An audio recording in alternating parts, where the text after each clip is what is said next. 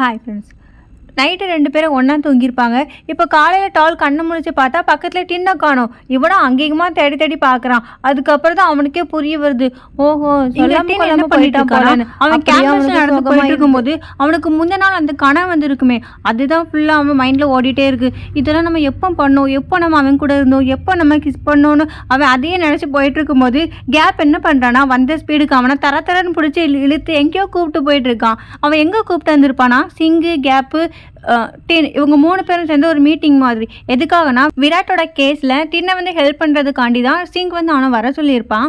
இருந்தாலும் டின் என்ன பண்ணியிருப்பானா, என்னால் உங்களுக்கு எந்த ஹெல்ப்பும் பண்ண முடியாது, இதை பற்றி இனிமேல் நீங்கள் என்கிட்ட பேசாதீங்கன்னு தான் டின்னு சொல்லிட்டு இருக்கான். இருந்தாலும் சிங் என்ன பண்ணுறான்னா அவனுக்கு புரிய வைக்கிறதுக்காண்டி எவ்வளோ ட்ரை பண்ணிட்டு இருக்கான். இப்படியே பேசி பேசி ஒரு கட்டத்தில் என்ன ஆகிருந்தா 2 பேருக்குமே சண்டை வந்துடுது. இவங்க 2 பேர் சண்டையில் பக்கத்தில் கேப்பு தான் நின்று அவங்கள சமாதானப்படுத்திட்டு இருக்கான். அப்புறம் கோச்சிட்டு டின்னு அங்கே வந்து போயிடுவான். இப்போ கேப்பு சிங்கிக்கிட்ட என்ன சொல்கிறான்னா, கொஞ்சமாவது அமைதியாக இருங்க சிங், எதுக்கு நீங்கள் இந்த மாதிரி பண்ணிட்டு இருக்கீங்கன்னு. ஏண்டா உனக்கு வந்து நான் பண்ணுறதுதான் தெரியவா, அவனை பாரு எவ்வளோ செல்ஃபிஷாக நடந்துட்டு இருக்கான்னு. சிங்கு போதும், இதுக்கு மேலே நீங்கள் எதுவுமே பேசாதீங்க, நானும் மனுஷன்தான், எனக்கும் வலிக்கும், எனக்கு புரியுது, நீங்கள் வந்து விராட்டை ஹெல்ப் பண்ணிட்டு இருக்கீங்க, எல்லாமே ஓகே, உங்களுக்காக நான் எல்லாமே பண்ணுறேன், நீங்கள் பேசுகிறது எல்லாமே நான் பொறுமையாக இருந்து கேட்டுட்ருக்கேன், எனக்கும் ஃபீலிங்ஸ் இருக்கும், எனக்கும் ஹர்ட் ஆகும், நீங்கள் கொஞ்சமாச்சும் என்னை பற்றி யோசித்து பார்த்தீங்களான்னு. எப்படி நீங்கள் என்னை பற்றி நினச்சி பார்ப்பீங்க, உங்களுக்கு ஃபுல்லாக விராட் அவன் மட்டும் தானே மைண்டில் இருக்கான்னு. அவங்க 2 பேரும் சண்டை போட போய் இப்போது சிங்குக்கும் கேப்புக்கும் சண்டை விழுந்துருது.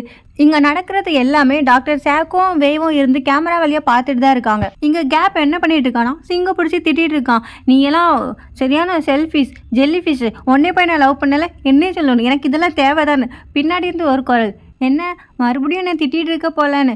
சிங் என்ன பண்ணியிருப்பானா, அந்த சண்டை முடிஞ்சதுமே அவன் மேலே தான் தப்புன்னு அவனுக்கு புரியுது. அதுக்காகவே சரி இப்படியும் விட்டுறக்கூடாதுன்னு போயிட்டு அவனுக்காக பிடிச்ச ஃபுட்டெல்லாம் வாங்கிட்டு வந்திருப்பான். பக்கத்தில் போய் உட்காந்துட்டு, கேப் சாரி கேப், என்னை மன்னிச்சிடு, இனிமேல் நான் இந்த மாதிரி பண்ணவே மாட்டேன் ப்ளீஸ்ன்னு கெஞ்சிட்டே இருக்கான். அவனும் ஒரு வழியாக சரி ஓகேன்னு சமானாகி 2 பேரும் பிங்கி ப்ராமிஸ் பண்ணிக்கிறாங்க. இப்போ 2 பேரும் என்ன பிளான் பண்ணிட்டு இருக்காங்கன்னா, நாளைக்கு மதியம் 2 பேருக்குமே ஷிஃப்ட்டு கிடையாது, அதனால சிங்கோட ரூமில் நம்ம மீட் பண்ணிக்கலாம், அவனோட ரூமில் மீட் பண்ணிக்கலாம் அப்படின்னு பிளான் பண்ணிட்டு இருக்காங்க. கொஞ்ச நேரத்திலே சிங்கு வந்து அவனோட ரூமுக்கு கிளம்பி இருப்பான். உள்ளே போகிறதுக்கு முன்னாடி ரூமுக்கு வெளியே நின்றுட்டு கேப்புக்கு தான் டெக்ஸ்ட் பண்ணிட்டு இருக்கான். அவங்க டெக்ஸ்ட்டில் பேசுகிறத விட மாறி 2 பேரும் ஃப்ளர்ட் பண்ணிகிட்டே தான் இருக்காங்க. அவன்கிட்ட பேசி முடிச்சுட்டு கதவை திறந்து திரும்பி பார்த்தா இந்த வே இருக்கான். அவன் என்ன பண்ணி வச்சுருக்கானா, விராட்டை கூப்பிட்டு கடத்தி கொண்டு வச்சுருக்கான். இதை பார்த்ததும் சிங்குக்கே ஷாக்கு, இவன் எப்படிடா இந்த மாதிரிலாம் பண்ணான்னு.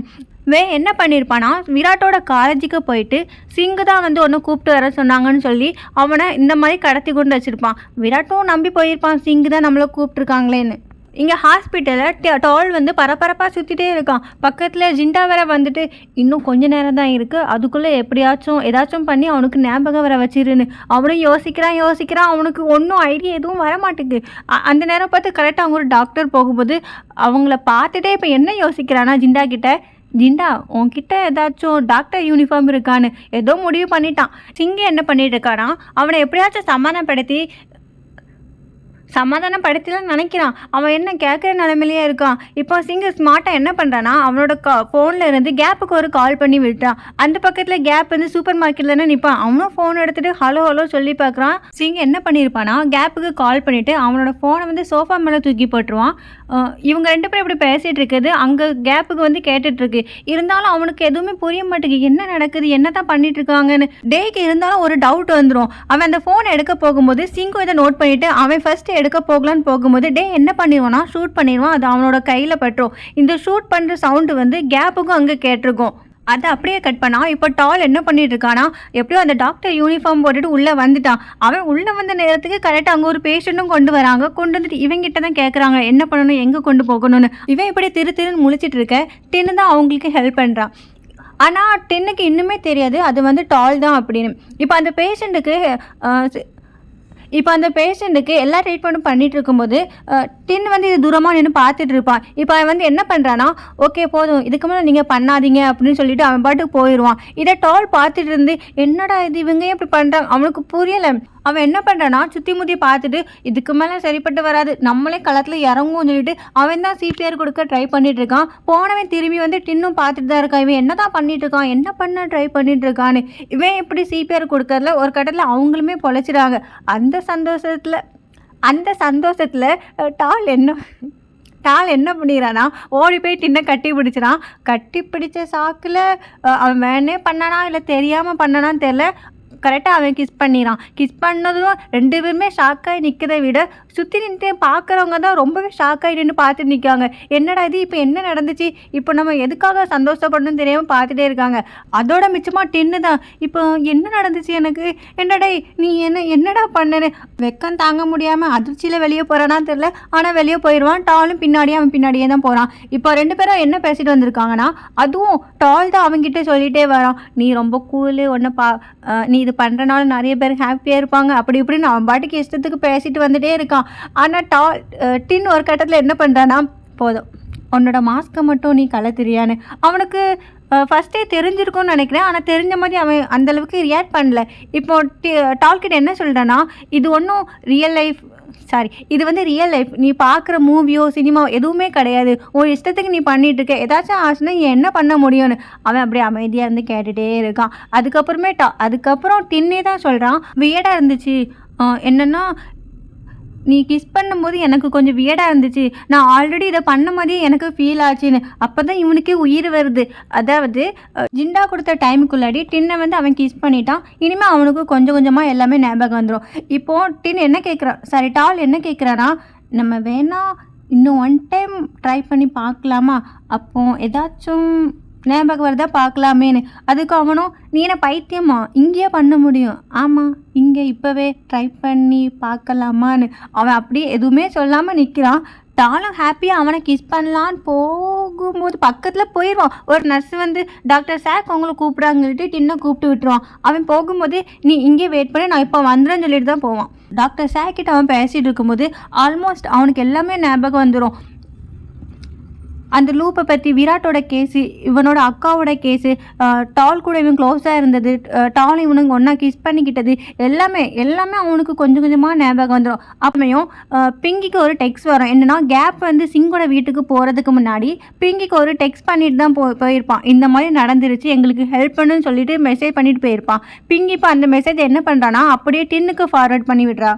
இங்கே வெளியே டால் வந்து டின்னுக்காக வெயிட் பண்ணிகிட்டு இருப்பான். பிங்கி வந்து அவனை பார்த்ததுமே அவன்கிட்ட எல்லா விஷயத்தையுமே சொல்கிறான். இப்போ தான் டாலுக்குமே தெரிய வருது இப்படிலாம் நடந்திருக்குன்னு. கரெக்டாக அப்போது டின்னும் வந்துடுவான். வந்துட்டு இப்போ 3 பேருமே பிளான் பண்ணுறாங்க. பிங்கியை வந்து இங்கேயே இருக்க சொல்லிவிட்டு இவங்க 2 பேரும் வந்து சிங்கியும் கேப்பையும் காப்பாற்றுறதுக்கு போகலான்னு சொல்லி பிளான் பண்ணிட்டு இருக்காங்க. இதை தான் ஒளிஞ்சு நின்றுட்டு டாக்டர் சேக்கும் நின்று பார்த்துட்டு இருக்காங்க. அவருக்கு ஆல்ரெடி டவுட் வந்துட்டு டின்னுக்கு வந்து எல்லாமே தெரிஞ்சுட்டு போகலன்னு. கேப்பும் டைரெக்டாக அந்த சூப்பர் மார்க்கெட்லேருந்து சிங்கோட ரூமுக்கே வந்திருப்பான். வந்ததுமே இவனையும் சேர்த்து வச்சு தான் அவன் மிரட்டிகிட்டே இருக்கான். இப்போ அவனுக்கு ஒரு ஃபோன் கால் வந்திருக்கும். யார் டாக்டர் சேக் தான் கால் பண்ணியிருப்பாங்க. அதான் அவங்க 3 பேரும் நின்று பேசிகிட்டு இருக்கும்போது இவர் கூட தனியாக நின்று ஒட்டி கேட்டுட்டு இருப்பாங்களே, அதுக்காக ஒரு டவுட்டில் தான் டேக்கு கால் பண்ணுவாங்க. இப்போ வீடியோ கால் அவன் காமிச்சு கொடுக்கும்போது தான் இவருக்குமே உண்மையே தெரிய வருது. அவங்ககிட்ட என்ன சொல்கிறாங்கன்னா, ஏண்டா பைத்தியக்காரா, நீ என்னடா பண்ணி வச்சுருக்க, நான் உன்னை என்ன செய்ய சொன்னேன், நீ என்ன செஞ்சிட்டு இருக்கேன்னு. அதுக்கு அவனுமே, டாக்டர் சார் நான் வந்து உங்களுக்கு ஹெல்ப் தான் பண்ணிகிட்ருக்கேன்னு. அட பைத்தியக்காரா, கொலை கேஸில் நீ என்னையே மாட்டி விட்டுற போல, இந்த மாதிரி நீ பண்ணாத, நீனும் தண்டம், உண்மையாகவே நீ தண்டம் தான், நான் உன்னை திட்டுறதுலே தப்பே இல்லைன்னு இன்னும் அவனை திட்டிகிட்டே இருப்பாங்க. அப்போ என்ன சொல்லுவான்னா, நான் இந்த மாதிரி பண்ணுறது எல்லாமே உங்களுக்காக தான், இப்படி மாறினது கூட உங்களால் தான், என் மேலே என்ன தப்பு, நீங்கள் என்ன தண்டம் சொல்லி நான் இந்த மாதிரி மாறிட்டேன்னு ஒரு மாதிரி வெறி பிடிச்ச மாதிரி அழுதுகிட்டே இருப்பான். இதை வந்து சிங்கு கேப்பு இவனுக்கு என்னாச்சு, ஏன் இந்த மாதிரி பண்ணிட்டு இருக்கான்னு அவங்களும் பார்த்துட்டு தான் இருப்பாங்க. டாக்டர் சாக் என்ன பண்ணுறாங்கன்னா, அவன்கிட்ட கால் பேசி முடிச்சதுக்கப்புறம் வேற ஒரு கால் பேசுகிறாங்க. இங்கே டின்னோ டாலும் போயிட்டு இருக்கும்போது அவனை 4-5 பேர் சுற்றி வளைச்சிறாங்க. என்ன சொல்லியிருப்பாங்கன்னா, இவங்க 2 பேரையும் கடத்த சொல்லியிருப்பாங்க. அவங்க 2 பேரையும் டாக்டர் சாக் கடத்த. இந்த பக்கத்தில் சிங்குக்கும் டேக்கும் பயங்கரமாக சண்டை போயிட்டுருக்கு. சிங்கு அவன் அடிக்க, இவன் அவனை அடிக்கேன்னு. இந்த கேப்பில் வந்து விராட்டை வந்து கண்ணை முழிச்சிருப்பான். கேப் என்ன பண்ணுறான்னா, ஃபஸ்ட்டு அவனை வந்து சேஃபாக வெளியே கொண்டு போயிட்டு அப்புறமா வந்துட்டு டே அடித்து போட்டு சிங்கை வெளியே கூப்பிட்டு போகிறான். எப்படியோ அவங்க 2 பேரும் ஃபஸ்ட்டு இப்போ டே கிட்டேருந்து தப்பிச்சிட்டாங்க. டாலையும் டின்னையும் கடத்திட்டு வந்திருப்பாங்களே, ஃபஸ்ட்டு டின்னை தான் போட்டு அடிச்சுட்டு இருப்பாங்க. அந்த சவுண்டை கேட்டு தான் டாலுமே கண்ணை முழிப்பான். இப்போ அவங்கக்கிட்ட என்ன சொல்கிறாங்கன்னா, அவனை எதுவுமே பண்ணாதீங்க, எனக்கு எல்லாமே தெரியும், நீ வந்து கிட்னி சேல் பண்ணுறது, அவர் பண்ணுற எல்லா இல்லீகல் விஷயத்தையுமே ஒன்றுன்னா சொல்லிட்டு இருக்கான். அதுவும் அந்த பிளாக் கலர் ஷர்ட்டு போட்டிருப்பாங்களே அவனை பார்த்து கூட உனக்கு பின்னாடி இதான் இந்த பைத்தியக்கார நாய் தானே நிற்கான்னு அவன் பார்க்குறான். என்னையா நீ பைத்தியக்கார நாயின்னு சொல்லுங்கன்னு. இவங்க தான் டாக்டர் சாக்குக்கு எல்லா ஆர்டருமே கொடுக்குறது. அதை கேட்டு தான் டாக்டர் சாக்கும் பண்ணிட்டு இருக்காங்க. டால் அடிக்கதை பார்த்தோம். இப்போ டீன் என்ன பண்ணுறான்னா அவங்க கிட்ட இங்கே பாருங்க, அவனுக்கு எதுவுமே தெரியாது, எனக்கு தான் உங்களை பற்றி எல்லாமே தெரியும். விராட்டோட கேஸு, அதுக்கப்புறம் நீங்கள் அவனோட கிட்னியை கூட எடுத்தது எல்லாமே எனக்கு தான் தெரியும் அவங்க கிட்ட சொல்கிறான். டாக்டர் சாக் அப்படி பார்த்துட்டே இருக்காங்க. அவங்களுக்கு வந்து என்ன பண்ணணும்னு தெரியல. ரெண்டு பேரும் மாறி மாறி நான் எனக்கு தான் தெரியும்னு சொல்லிட்டு இருக்காங்க. டீன் அப்படியே டாலை பார்த்து திரும்பி, டால் நீ கவலைப்படாத, கண்டிப்பாக நம்ம அடுத்த லூப்பில் மீட் பண்ணிக்கலான்னு. அதுக்கு அவனுமே இல்லை டீன்னு நான் அப்படி எதுவுமே நினைக்கல, இதுதான் கடைசி லூப், இதுக்கப்புறம் நமக்கு வாய்ப்பே கிடையாதுன்னு. அவன் அப்படி சொன்னதுக்கு அப்புறம் தான் டென்னுமே யோசிக்கிறான். அவன் யோசிக்கிற டைமில் அந்த பிளாக் கலர் ஷர்ட் போட்டிருப்பாங்களா, அவங்க என்ன பண்ணுறாங்கன்னா என்ன நாடகம் நடத்திட்டு இருக்கீங்க, ஃபஸ்ட்டு அவனை கொல்லுங்கன்னு டாலை கொல்ல சொல்கிறாங்க. அவனையும் கொல்ல போகும்போது இவன் இங்கேருந்து இல்லை வேண்டாம் அடிக்காதீங்க, அவனை விட்டுருங்க, உங்களுக்கு என்ன வேணாலும் நீங்கள் என்ன ஏதாச்சும் பண்ணிக்கோங்க, அவனை விட்டுருங்க, அவன் பாவம், அவனுக்கு எதுவுமே தெரியாதுன்னு டீன் அங்கேருந்து கதறிட்டு இருக்கான். இவங்க ரெண்டு பேரும் சின்ன வயசாக இருக்கும்போது கூட ஏரிக்குள்ளே போய் டால் வந்து விழுந்திருப்பான். இவனை வந்து கரையில் வச்சுருக்கும் போது டீன் வந்து கையில் ஒரு பொம்மையை வச்சுருப்பான், சின்ன பொம்மை. அப்போ அவன் மனசுக்குள்ளே என்ன வேண்டியிருப்பான், யாராச்சும் இங்கே இருந்தீங்கன்னா தயவு செஞ்சு வந்து இவனை காப்பாற்றுங்கன்னு வேண்டியிருப்பான். சேம் அதே தான் இங்கேயும் பண்ணுறான். அவன் வேண்ட நேரத்துக்கும் என்னவோ கரெக்டாக அங்கே போலீஸும் வந்துடுறாங்க. போலீஸை பார்த்ததும் இவங்க எல்லாருமே அங்கேருந்து தப்பிச்சு ஓட ஆரம்பிச்சிட்டாங்க. அங்கேருந்து எல்லாரும் போனதுமே டின் வந்து தவழ்ந்து வந்து டால் கிட்ட வந்து, டால் எந்திரி எப்படியாச்சும் எந்திரி டால், என்னை பாரு, கண்ணை திறந்து பாருன்னு. ஏன்னா அவன் கொஞ்சம் மயக்க நிலையில் இருப்பான். இப்போ அவனுமே கண்ணை முழிக்கிறான். அவன் கண்ணை முழிச்சிருந்தா இவனுக்கு போன உயிரே திரும்பி வருது போல.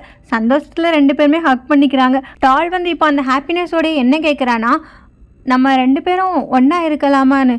கண்டிப்பாடா, நம்ம ரெண்டு பேரும் ஒன்றா இருக்கலாம், நீ நானும் மட்டும், நான் எங்கேயுமே போக மாட்டேன், உன் கூட மட்டும்தான் இருப்பேன்னு தின்னு சொல்கிறான். அப்படியே ரெண்டு பேரும் பாசமாலே பொழிஞ்சிட்டு இருக்கும்போது இந்த டே இருக்கானே, அவன் எப்படி வந்தான் எங்கேருந்து வந்தான்னு தெரியாது. டின்னோட நெக்கில் வந்து ஒரு இன்ஜெக்ஷன் சொருவிடுவான். சொருகிட்டு அவன் பாட்டுக்கு சைக்கோ மாதிரி இருந்துச்சு, சிரிச்சுட்டே இருப்பான் அவன் பாட்டுக்கு. அவன் உண்மையாகவே வந்து சைக்கோவாகவே மாறிட்டான்.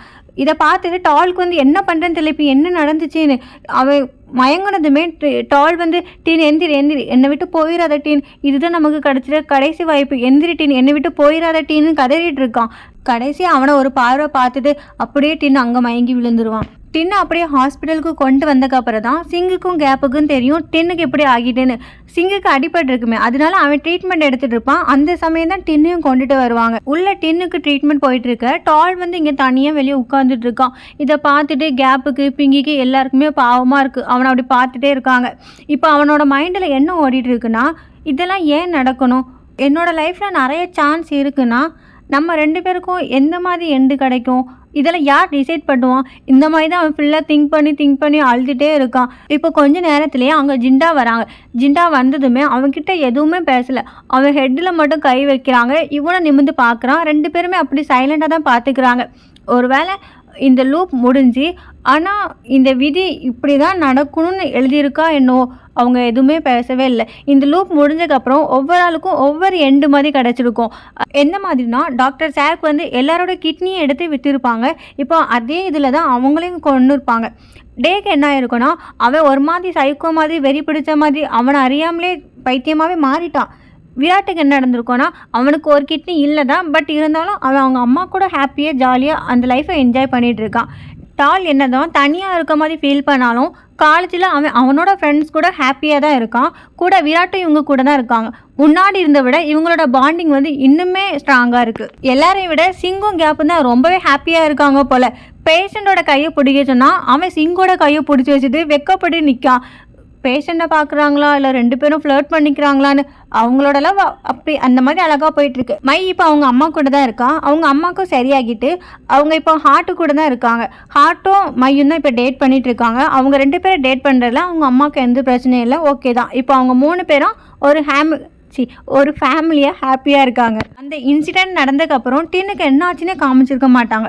இப்போ தான் அவனுக்கு உண்மையாகவே என்ன ஆயிருக்கும்னா, அந்த டே வந்து இன்ஜெக்ஷன் போட்டிருப்பானே, அதனால அவன் கோமா ஸ்டேஜுக்கு போயிருப்பான். டால் தான் அவனோட வீட்டில் வச்சுட்டு அவனை பத்திரமா பார்த்துட்டு இருக்கான். அவனுக்கு புக் ரீட் பண்ணி கொடுக்குறது, அவனை துடைக்கிறது, இவன் தான் ஃபுல்லாமே பார்த்துட்டு இருப்பான். அப்போ அவன் என்ன நினைக்கிறான்னா, எனக்கு வந்து வியர்டாக இருக்குது, ஜிண்டா ஒன் டைம் கூட எங்களை வந்து பார்க்கவே இல்லைன்னு. இது நடந்ததுக்கப்புறம் ஜிண்டா வந்து இவங்கள போய் மீட் பண்ணியிருக்க மாட்டாங்க. ஆனால் அவன் என்ன நினைக்கிறான்னா, ஒருவேளை ஜிண்டா எனக்கு இது தந்திருக்கிறது இன்னொரு டெஸ்ட்டான்னு நினச்சிட்டு இருக்கான். அவனால் முடியல. அப்பப்போ இப்படி தான் டின்கிட்டேன்னு அவனை அறியாமலே இருந்து அழுதுகிட்டே இருப்பான்.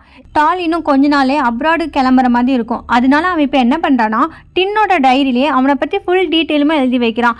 அவனோட நேம் வந்து ஏக்கு, டின் வந்து அவனை டால்னு கூப்பிடுறதும், சின்ன வயசில் இவங்க 2 பேரும் ஒன்றா தான் வளர்ந்தாங்க, எல்லாமே மொத்த டீட்டெயிலுமே அதில் எழுதி வைக்கிறான். அவன் எழுதி முடிச்சதும் நினைக்கிறது என்னென்னா, நம்ம 2 பேரும் ஒன்றா இருப்போமான்னு தெரில, ஆனால் உனக்கு நான் எப்போவுமே ஒரு தேங்க்ஃபுல்லாகவே இருப்பேன்.